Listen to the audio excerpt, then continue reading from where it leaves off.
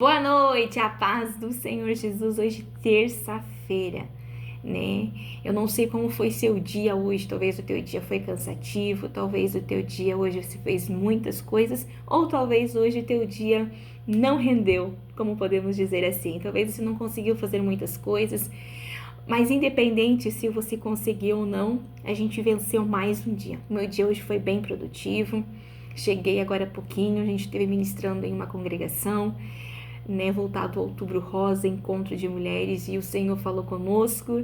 E agora passando aqui para deixar a nossa mensagem do dia, né? A gente tem recebido bastante comentários aqui no YouTube, pessoas que têm entrado em contato no nosso privado e dizendo continue as mensagens, né, as mensagens noturnas, e a gente vai continuar, porque não é sobre nós, é sobre Ele. E hoje eu quero compartilhar uma das parábolas, das histórias que eu amo da Bíblia. Eu amo ler, quem me conhece sabe, eu amo ler a Bíblia, mas essa história é uma história que todas as vezes que eu leio traz um impacto diferente. Eu já não sei quantas vezes eu ministrei dentro dessa palavra, porque fala muito ao meu coração a parábola do filho pródigo, que está em Lucas, capítulo 15, do verso 11 até o verso 28, nós vemos ali relatando a história desse filho. Eu não vou ler aqui, mas se você tiver um tempinho, pegue a sua Bíblia, leia Lucas, capítulo 15, do verso 11 até o 28, e você vai entender toda essa história. Eu vou aqui agora trazer ela falada, compartilhar com você alguns pontos dentro dessa palavra. Quando nós olhamos para essa palavra, filho pródigo, o que quer dizer pródigo? A palavra pródigo quer dizer gastador, consumista.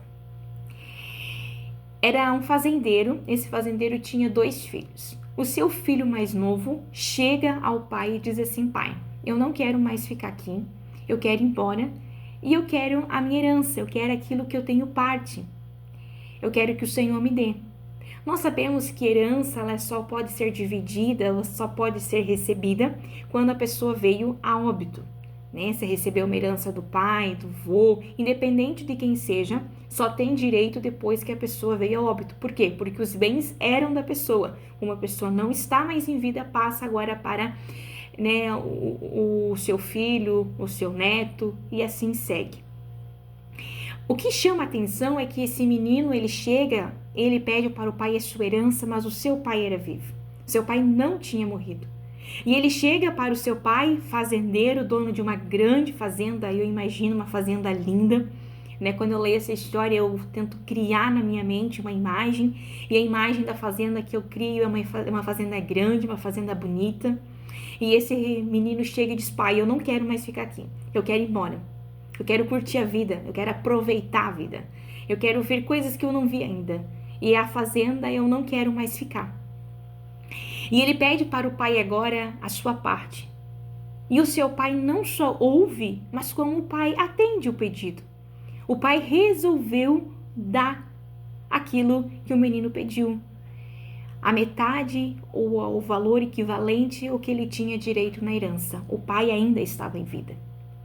E a Bíblia nos fala que passou alguns dias, ele ainda ficou na casa já com a herança recebida. E aí depois, passou alguns dias, ele agora parte para uma longa viagem, para uma terra distante. Longe do seu pai, longe do seu irmão, longe daquilo que ele foi criado, daquilo que ele tinha. E ele começou agora a gastar o seu dinheiro. Eu quero parafrasear aqui o contexto dessa história para nós entendermos. E agora ele está lá, uma terra distante, e ele começa a gastar todo o seu dinheiro, né? Talvez com festa, talvez com amigos, talvez com roupas, talvez em ambientes, eu não sei, mas eu sei que ele conseguiu gastar tudo. E agora ele se depara sem dinheiro, longe de casa, longe do pai, sem nenhum contato com o seu pai. A Bíblia não nos dá um tempo certo de quanto tempo ele gastou todo o dinheiro, quanto tempo ele ficou longe. Mas nós vemos que ficou alguns meses. Foi um tempo bem considerado. Que ele ficou nessa vida aí, como ditado popular, na vida louca. E agora acabou o dinheiro. Acabou o dinheiro, os amigos foram embora. E agora ele se deparou em uma situação difícil. que não tinha nem o que comer. E ele vai até uma casa e essa pessoa cede para ele um trabalho e ele vai cuidar dos porcos. E quando ele está dando comida para os porcos, lavagem, ele sente vontade de comer aquilo. E aí ele lembra que lá na fazenda do seu pai, os seus trabalhadores, os funcionários do seu pai comiam bem, tinha pão, tinha comida. E ele, como filho, agora estava longe de tudo, em uma situação difícil, dando comida para os porcos e com vontade de comer lavagem. Pois bem, quantas vezes nós não pedimos ao nosso Pai, não terreno, mas o nosso Pai celestial, coisas que não vai ser bom para nós, coisas que vai nos afastar de Deus, coisas que vai nos trazer sofrimento, dores. E muitas vezes o Senhor, Ele permite, não é porque Ele quer ver você sofrer, mas é pela insistência daquilo que você pede. Nós vemos que esse pai, ele conhecia o filho que ele tinha. Ele sabia que ele ia gastar tudo esse dinheiro. Ele sabia que mais cedo ou mais tarde o filho ia voltar para casa sem nada. Mas e por que o pai deu em um tempo que não era para dar? Porque ele não tinha direito ainda, porque o pai estava vivo. Era algo para depois de morto. Não era para aquele momento. Mas porque ele insistiu, o pai o deu para que ele entendesse. Ele mesmo tirou a própria lição. Porque agora, lá na situação em que ele estava dando comida para os porcos, ele lembrou de casa. Ele lembrou da fazenda. Ele lembrou dos funcionários do seu pai. Ele lembrou do seu pai, ele lembrou do seu irmão. Ele lembrou da vida que ele tinha antes. Pois bem, que nessa noite nós possamos refletir quais são os nossos pedidos que nós temos pedido para o nosso Pai. O que você tem apresentado diante do Senhor? No que você tem insistido? Muitas vezes o Senhor, Ele não quer nos dar, mas pela nossa insistência, às vezes Ele permite para que nós, dentro da situação, nós entendemos que aquilo não era para nós. Agora, um menino longe de casa, sem dinheiro, dando comida para os porcos, com fome. Eu imagino que as suas roupas estavam todas sujas, às vezes rasgadas. Ele não deveria estar bem fisicamente, passou má alimentação. A gente sabe que isso o corpo da gente sente. E agora ele lembra de casa. E esse versículo aqui eu quero ler com você, porque esse versículo é o chave da parábola. E no versículo 17 diz: E ele caindo de si, quando os servidores de meu pai têm pão suficiente e de sobra, e eu aqui perecendo de fome. Levantar-me-ei e irei para com meu pai. E direi ao meu pai: pequei contra ti e perante o Senhor. Já não sou mais digno de ser chamado teu filho. Faze-me como um dos teus servos. Então, quando ele cai a ficha no que ele está vivendo, ele diz: opa, eu preciso voltar para a fazenda, eu preciso voltar para casa, eu preciso voltar para o meu pai. E quando eu ver o meu pai, eu vou reconhecer que eu errei, que eu pequei diante dele. E vou dizer que já não sou mais digno de ser chamado seu filho.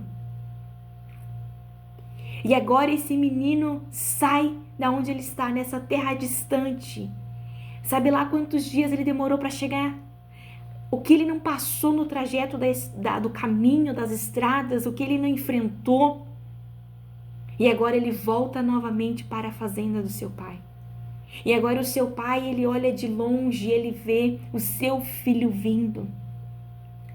Todo rasgado, todo sujo.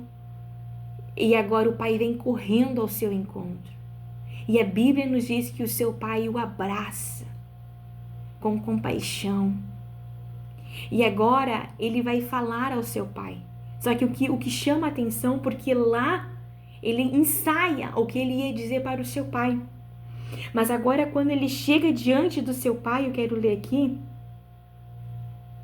ele já não fala mais para o seu pai, fazer dele um dos seus servos. Ele reconhece que não queria que chamasse de filho, mas ele não pede mais para ser o seu servo, ele esqueceu dessa parte. porque o abraço do pai o fez o entender que mesmo diante daquela decisão errada que ele tomou, ele não deixou de ser seu filho. O que eu quero dizer para o teu coração hoje, independente das escolhas que você fez, independente das decisões que você tomou, independente do caminho que você tomou, mesmo estando afastado de Deus, Ele não deixou de ser teu pai. Você não deixou de ser filho de Deus. E Ele está te esperando de braços abertos para te abraçar, para te beijar e para te dizer que Ele continua sendo teu pai, que Ele continua te amando da mesma forma, que Ele continua do seu lado e que Ele permitiu você ir por este caminho para você entender que aquele caminho não é para você entender que a fazenda é melhor do que sair fora, para você entender que a vida que você tem com Deus é melhor do que lá fora. Que essa noite você possa entender e compreender que Deus, Ele te ama incondicionalmente. Por mais difícil que você passou, esteja passando, ou as tuas escolhas, decisões que você tomou te afastaram da presença de Deus, mas nessa noite Deus está dizendo ao teu coração: eu sou teu pai, eu não te abandonei, eu estou contigo, eu tenho te guardado, porque senão não era mais para estar vivo. E o Senhor é contigo, e Deus está te esperando de braços abertos para te abraçar. Por mais que você diga: Senhor, eu quero voltar, eu sei que eu não sou digno mais de ser chamado seu filho, Senhor, mas perdoa os meus pecados. E Ele está de braços abertos, pronto para te abraçar, para te beijar e para dizer que tudo isso Ele larga ao mar do esquecimento, que Ele não se lembra mais dos teus pecados e que Ele está contigo, que Ele te ama e Ele quer mudar a tua história, o rumo do teu percurso, porque Ele é Deus.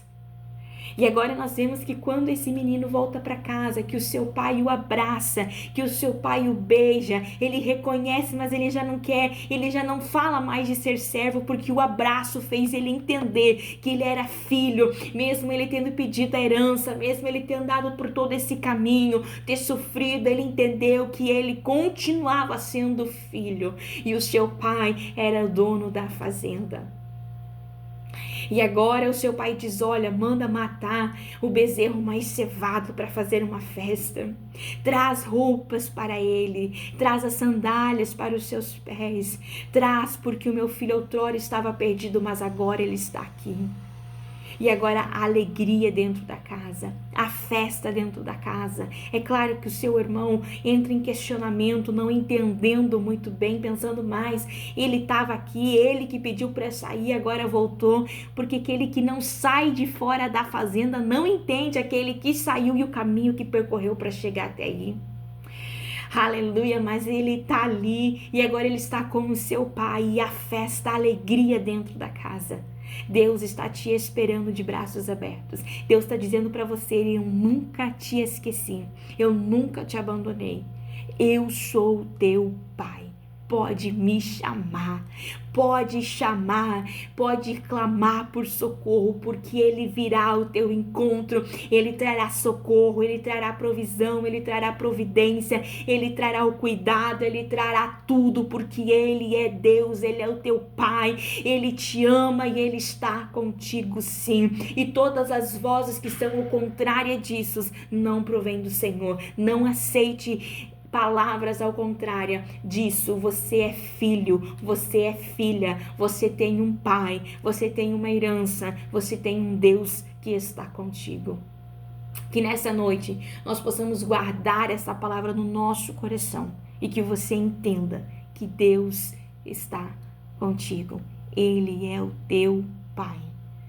Que você guarde essa palavra no teu coração nessa noite, que você possa deitar, dormir e refletir e entender que mesmo saindo da fazenda, mesmo tendo as promessas do Senhor sobre a sua vida, você abriu mão de tudo e quis viver as aventuras lá fora, e hoje você se encontra em uma situação deprimente, em uma situação difícil em todos os sentidos e não sabe o que fazer. Deus está dizendo ao teu coração: eu continuo sendo teu pai e eu estou contigo. Basta apenas você clamar, basta apenas você pedir e o Senhor entrará com um socorro que você precisa para essa noite.